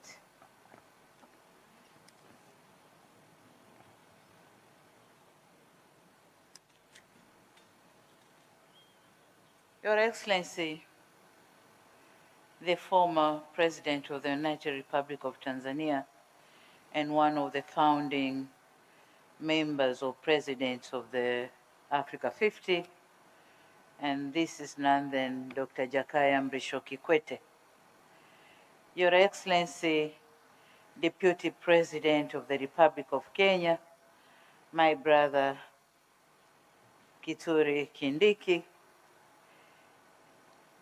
Your Excellency, representatives of the heads of state and government, I also acknowledge the presence of Your Excellency Dr. Sid Auditor, President of African Development Bank and Chairman of Africa50. May I also acknowledge the presence of members of Parliament of Tanzania. They are here. Governors of Africa50, honorable ministers, Secretary General of the African Free Trade Area, Honorable Wamkele Mendi, Mr. Elena Abobise, Chief Executive Officer of Africa50. I also acknowledge the chiefs of the security organs here present, Tanzanian security organs, members of the diplomatic corps, development partners, distinguished investors, ladies and gentlemen, habari ya asubuhi and good morning. It is my distinct pleasure to welcome you all to the United Republic of Tanzania and on behalf of the government and the people of Tanzania, I extend our warmest greetings and heartfelt appreciation for Africa 50, or to Africa 50, for entrusting our country with the privilege of hosting this year's Infra for Africa Forum and General Shareholders Meeting. Since its establishment, this forum has become one of Africa's vital platforms for shaping the continent's infrastructure and investment agenda. We are extremely honored that following the successful hosting of previous meetings by fellow African nations, including the last one in Mozambique, Tanzania has been chosen to welcome this distinguished gathering this year. Thank you very much, and you are most welcome. And this reflects growing confidence in Tanzania's economic transformation, investment potential, and a strategic role as a gateway connecting Africa's markets. More importantly, it reaffirms our shared conviction that Africa's future is best driven by African leadership, African capital, and African partnership. Before I proceed, allow me to thank the previous speakers and my dear brother Kindiki and the panelists for informative dialogue throughout from East Africa to West Africa that indicates gaps we have and opportunities of for investments we have in our continent. Excellencies, distinguished participants, the theme of this year's forum that says a decade of impact from vision to delivery is both timely and benefiting. Clearly, Africa has never lacked visions. Through the Agenda 2063, the African Continent Free Trade Area, and our national development plans, we have set ambitious goals for socio-economic transformation of our societies. Our priority now has pivoted towards delivery, and I insist, delivery. It goes without saying that our people measure progress not by the declaration we make, but by the visible outcomes, such as roads, reliable energy, efficient ports and railways, digital connectivity, and infrastructure that creates jobs, attracts investment, and improves lives. That's why this forum matters. It is indeed bringing together leaders, investors, financiers, and development partners with a common purpose. The purpose is to transform ideas into bankable projects, partnerships into investments, and Africa's immense potential into lasting prosperity for our people. We meet at the time of heightened global uncertainties, marked by geopolitical tensions, conflicts, climate change, supply chain disruptions, and financial pressures. Although many of the challenges originated beyond Africa, their impact sends ripple effects across our continent. These realities reinforce the need for Africa to build resilience and self-sustaining economies by adding value to our resources, strengthening regional value chains, expanding intra-African trade, and mobilizing domestic capital for our own development. At the heart of this transformation is infrastructure. Our roads, ports, railways, energy systems, and digital networks must drive growth, withstand future shocks, and enhance Africa's competitiveness.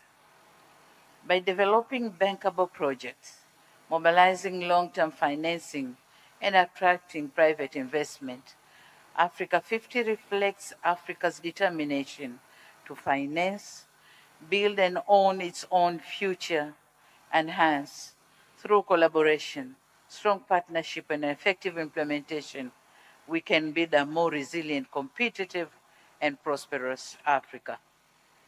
Excellencies and distinguished participants, as for us, Tanzania, our infrastructure transformation is guided by the Tanzanian Development Vision 2050 for the 25 years to come, whose implementation commenced last month, July this year. The vision spells out our ambition to build a competitive, industrialized, and inclusive economy driven by innovation, human capital, sustainable development, and modern infrastructure. Recognizing that this transformation cannot be achieved by the government alone, our 25 years journey to 2050 places the private sector at the center of economic growth, with ambition that 70% of economic contribution will be driven by the private sector, locally and global private sector. Our role as the government is therefore to create a predictable investment climate, deliver strategic public infrastructure, and build partnerships that unlock private sector capital, innovation, and entrepreneurship. Over the past years, Tanzania has undertaken ambitious infrastructure development programs in our history.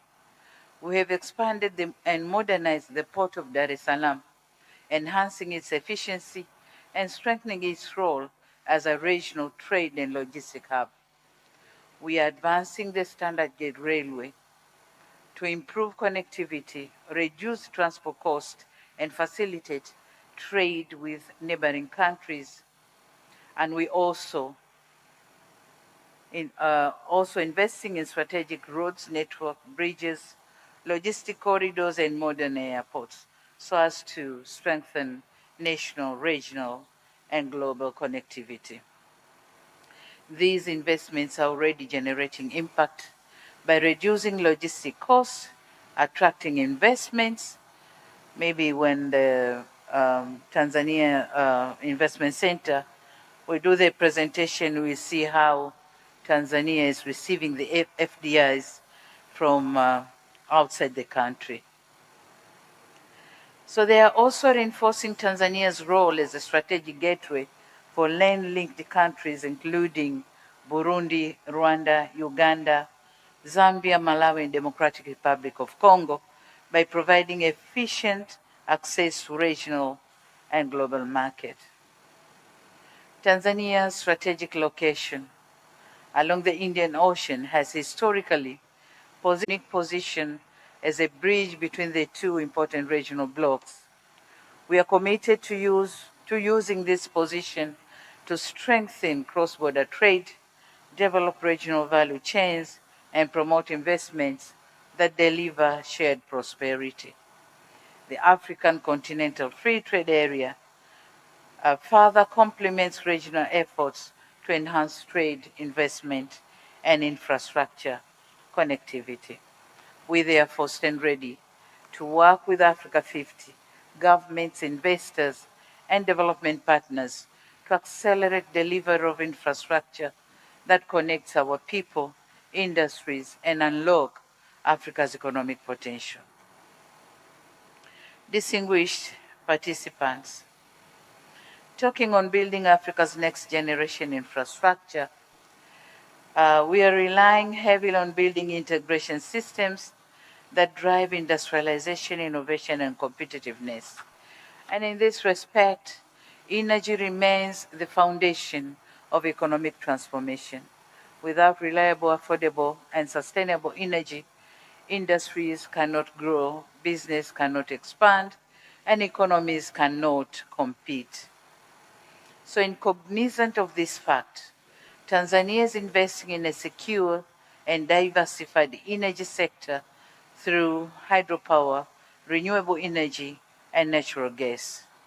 The Julius Nyerere Hydropower Station and investment in other clean energy sources is strengthening energy security and supporting industrial development. With the continued discovery of natural or proven natural gas reserves, Tanzania is well positioned to contribute to regional energy security while promoting value addition, manufacturing, and economic diversification. We also recognize that Africa's energy future depends on stronger regional cooperation, cross-border transmission, networks, and regional power pools that will enhance energy security, reduce costs, and provide reliable power to support our growing economies.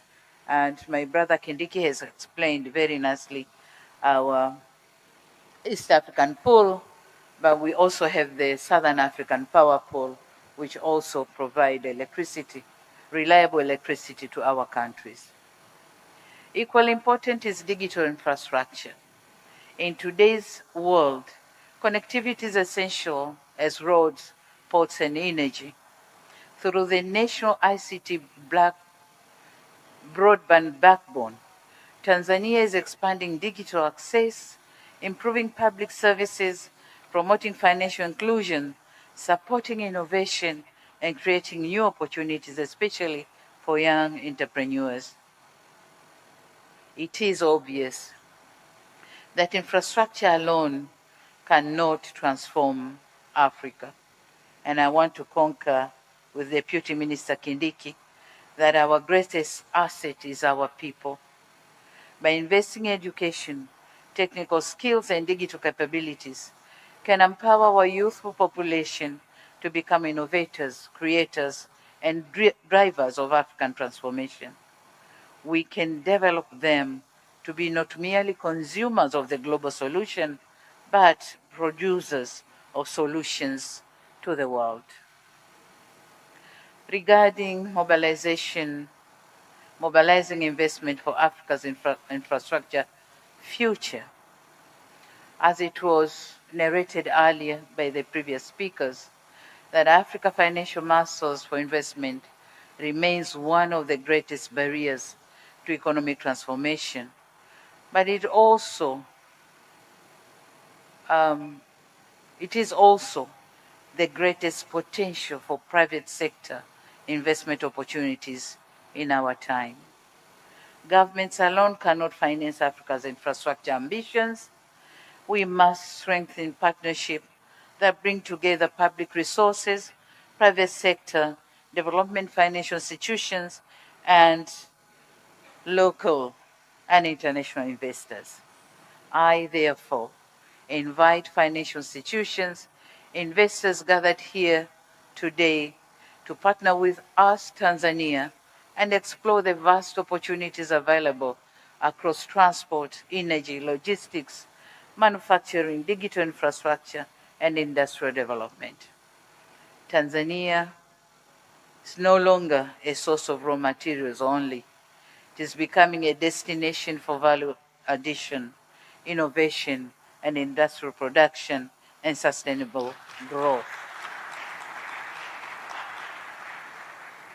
Thank you. Talking of a shared vision for Africa's next decade, we must translate commitments into projects, ambitions into achievements, and plans into measurable results. The infrastructure we build must strengthen regional integration, expand trade under continental free trade area, and create opportunities for millions of Africans. To Africa50, I extend my sincere appreciation for your leadership and contribution to Africa's infrastructure transformation. Your achievements demonstrate the power of African-led partnership in delivering impactful projects.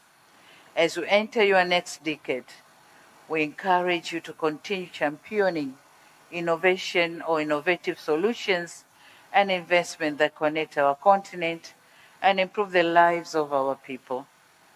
Tanzania stands ready to deepen its partnership with Africa50. As you have witnessed here, we signed 3 MOUs or agreements with Africa50, and we expect better implementation of those agreements. So Tanzania stands ready to deepen our partnership with Africa50, investors and all stakeholders committed to building a connected, competitive, and prosperous Africa. Excellencies and distinguished participants, before I conclude, I would like to encourage you to extend your engagement with the people of Tanzania beyond the meeting halls and invite you to experience the warmth of our people, the richness of our culture, and the beauty of our country. From the endless plains of the Serengeti, the proudly standing Mount Kilimanjaro, and to the breathtaking, beautiful islands of Zanzibar, Tanzania offers memorable experiences and exciting opportunities for tourism, hospitality, and sustainable development. Take time to experience them. Before you go back and buy another ticket to come back, you are here. Use them.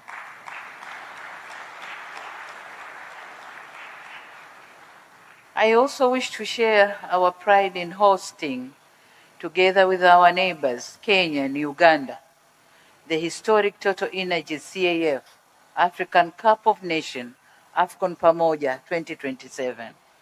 The first ever AFCON tournament to be hosted in East Africa, and the first in the history of the competition to be jointly hosted by 3 countries. This milestone reflects not only our shared passion for sports, but also Africa's growing confidence and ability to deliver world-class events while strengthening regional cooperation and investments in sports. As Africans, when we work together, there's no limit to what we can achieve. With these remarks, it is now my honor and privilege to declare the 2026 Infra for Africa Forum and Africa50 General Stakeholders Meeting officially open, and I wish you fruitful deliberations.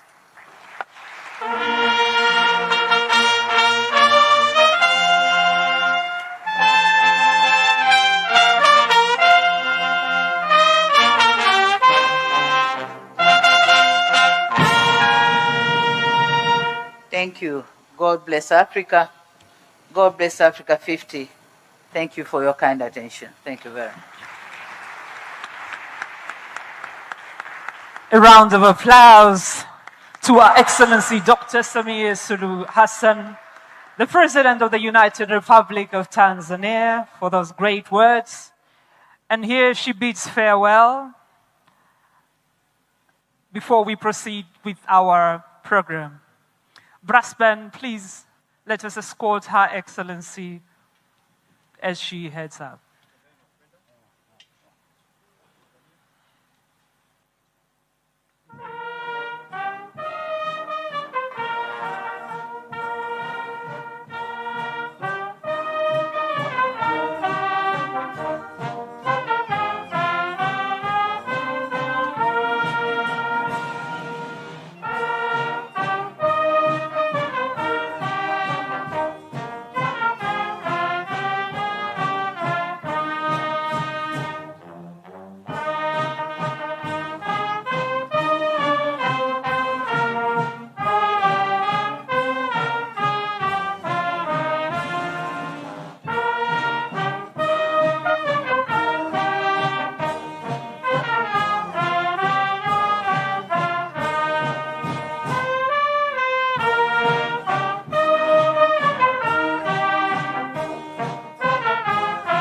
Take your seats.